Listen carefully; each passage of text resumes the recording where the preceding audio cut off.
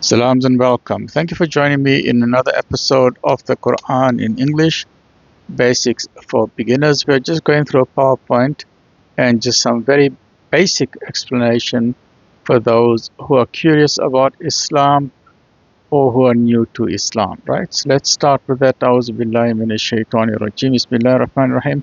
I begin in the name of Allah, most gracious, most merciful. I seek refuge in Allah from Satan the accursed, right? Chapter 36 of the Quran, verse number 7 out of 83 verses, chapter Yasin. Beautiful, beautiful chapter, the heart of the Quran. The word is proved true against the greater part of them, for they do not believe. And this statement holds true all the time. That means the majority of the people do not believe. And if we look at the statistics or the global world population, 8 billion people. Out of 8 billion people, 25%, which is 2 billion people, are the people of La ilaha illallah, the believers. So the majority, 75%, do not believe. There are others, because we cannot pinpoint anyone. There are good Christians who also believe in one God. There are people of other nations who also believe in one God. So as long as you believe that there is only one supreme creator, and you don't make a mistake of Trinity, 3 in 1 or 1 in 3, and you don't worship, in addition to God, you don't worship a tree or the moon or the sun and so on. As long as you believe that there is only one God, La ilaha illallah, then you are part of the believers. But in any case, the word is proved true against the greater part of them. The majority of mankind do not believe.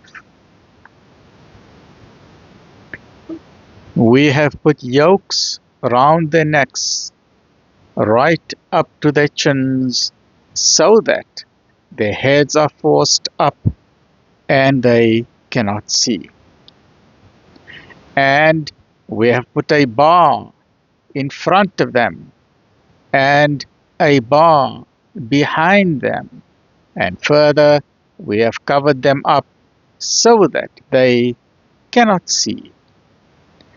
The same is it to them, whether you admonish them or you do not admonish them, they will not believe. There are some people who have decided that they do not want to believe. And we see this a lot also in many of the comments sections or many articles. And when you try and encourage people to try and seek the truth, you'll find there are 3 categories of people. There will be some who will say, okay, that sounds fascinating. I never knew that. And we know of so many people who became Muslims, who embraced Islam because they came across some new insight from the Quran, which basically awakened their spirituality, and immediately they became Muslims. They're the second category that will say, okay, I need to study the book further, or I need to have a second reading of the book.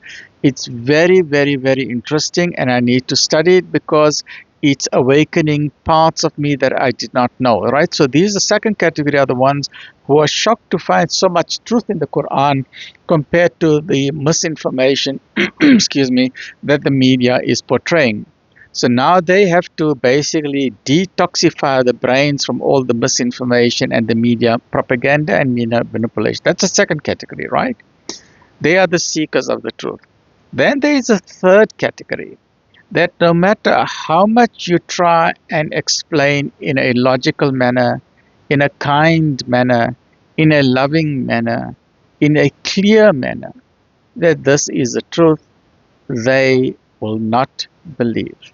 And I found this also in my own experience, where lovingly we try and explain people, whether it's on the comment section, whether it's on atheist sites, whether it's those people who are following Professor Richard Dawkins and those who are following Charles Darwin and so on. And it's very sad because you find outstanding human beings, like for example, currently we have Professor Brian Cox, the expert on astronomy. He's like a new Carl Sagan, a wonderful human being. Carl Sagan himself, wonderful human being. You have people like Stephen Hawking, Professor Richard Dawkins, you have Charles Darwin, Alfred Russel Wallace, and so many other atheists. Many atheists are very intelligent people. Many of them are kind people, but you find that they are lost in their own brain. And they simply cannot make the connection between belief and unbelief. And they simply cannot admit to themselves that God exists. They are very shy to use the word God. I do not know why. And this is very sad, because even though they hint at it, like for example, the astronomers would say, and they would hint that there's something there. It's something amazing.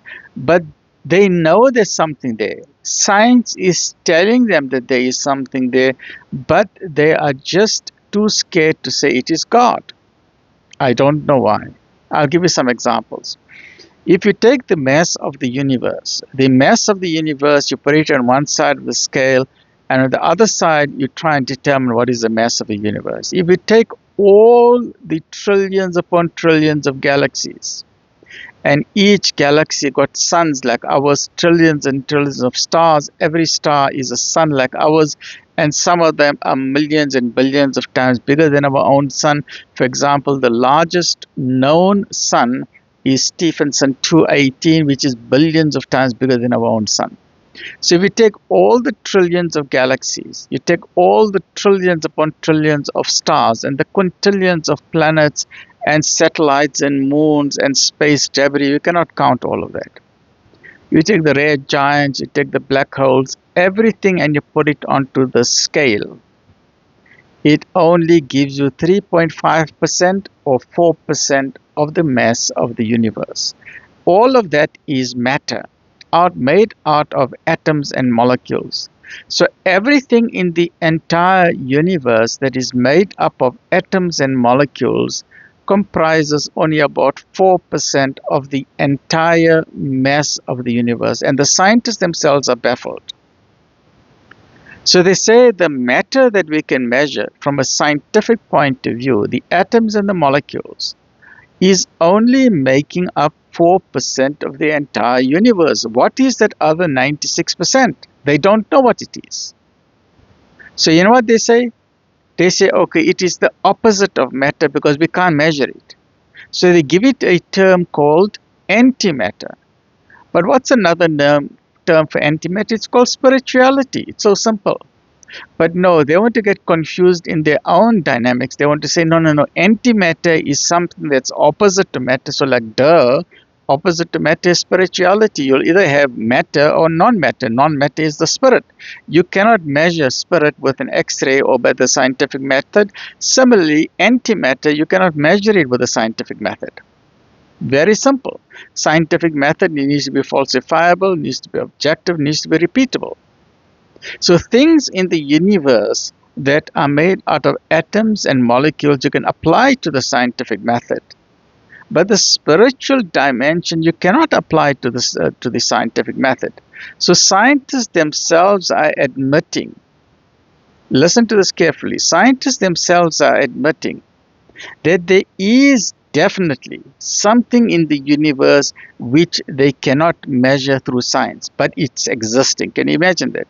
They say no guarantee is existing, but science cannot prove it, but they know that it's existing. So basically, what are they saying? They are saying God exists. They are saying the spiritual dimension exists. They are saying the soul exists, but they are too shy to use the word God. So all that we say, we don't condemn anybody. We don't judge anybody. All that we can do is we share the truth with everyone. So we say, please, before you make up your mind that God does not exist, or if you have a wrong concept of God, my invitation is first and foremost, please get a copy of the Quran and read it. Don't say, no, I don't want to read the Quran. No, that's not for me. No, the Quran is the final divine scripture from the supreme creator of the heavens and the earth. If you can see the heavens above you, if you can see the perfection and the beauty of the stars and the galaxies and the moons and the planets, They are all spinning for 4.5 billion years. That's our Milky Way galaxy, whereas the universe created 13.7 billion years ago, and everything with perfection. How is it possible that a Big Bang, which is an explosion that is trillions and trillions and trillions of times more powerful than Hiroshima and Nagasaki atomic weapons, how is it possible that instead of destruction, a bomb has given construction, it has given perfection and beauty? How is it possible that a bomb, instead of demolishing the entire universe, has produced for us Walt Disney World, an entertainment world? How is it possible? It's impossible. That means someone is behind all of this. It's like saying, if I throw a bomb or if a missile hits a used car part, let's say you have a used car part salesman and you have a junkyard. In the junkyard are scrap pieces of metal and scrap broken motor cars and broken engines and broken carburetors and broken everything, and everything is rusted in that scrapyard, in the junkyard. And let us say someone throws a, what do you call it, a dynamite or a grenade in the junkyard. What do you think is going to happen? That thing is just going to burn up, or the damage is going to get worse, isn't it? Because a grenade will just make things worse. It's a bomb, it's an explosion. But what if someone tells you, when I threw a grenade into the junkyard, wow, all that parts came together and it produced a brand new Ferrari or a BMW out of the box. You know what your answer will be? Your answer will say, you know what, you are cuckoos. There's something wrong with you. An explosion cannot give you perfection. So why is it that the biggest explosion that we've got in the universe, which is known as the Big Bang explosion, instead of producing chaos, it has produced perfection? So perfect that our planet Earth is spinning at a speed of 1,600 kilometers per hour. It is faster than the speed of sound. It's going faster than Mach 1. And in addition to that, it is tilting at 23 degrees to give us our winter and summer. In addition to that, it's spinning around the sun at more than 100,000 kilometers per hour. It takes 365 days to go once around the sun to give us our 1 year. And this has been going on for billions and billions of years. When the planet Earth is spinning on its axis, it's giving us our night and day. When it's going around the sun, it's giving us our year so that we can start producing our calendars. This is perfection. Someone has designed this entire universe. It is impossible for an explosion to give you perfection. In addition to that, our sun, together with our planets, Mercury, Venus, Earth, Mars, Jupiter, Saturn, Uranus, Neptune, and Pluto, together with the Kuiper Belt, and together with the Oort cloud, our entire solar system is also moving. It's also spinning. The sun is spinning on its axis, and the sun, together with its solar family, it's spinning around the Milky Way galaxy. And our sun is traveling at a speed of 800,000 kilometers per hour. Can you imagine that speed? Is 40 times faster than the speed of a bullet. 40 times faster than the speed of a bullet. And our entire sun is shooting through the universe, and it goes once around the Milky Way galaxy. But the Milky Way galaxy is so big that even at the speed of 800,000 kilometers per hour, 40 times the speed of a bullet, it takes our sun 250,000 years, 250 million years, to go once around the Milky Way galaxy. All of this proves without a shadow of a doubt that a supreme creator exists, but yet they will not believe. The same is it to them. Whether you admonish them or you do not admonish them, they will not believe. You can but admonish such a one as follows the message: and fears the Lord most gracious unseen. Give such a one, therefore, good tidings of forgiveness and a reward most generous. So once you understand that this universe has not come about by chance, it is not a feature of chaos, it did not just come out by lucky packet, like a lottery, that just by chance, life came on earth. No. There's a plan, there's a system behind this entire universe. There's a reason why human beings have been created. There's a reason why there's suffering. There's a reason why there's evil. There's a reason why we're on the planet Earth. And the only way to find out all of this, the meaning and purpose of life, is to get a copy of the Quran and to read it today. Stay well, look after yourself. Alhamdulillah.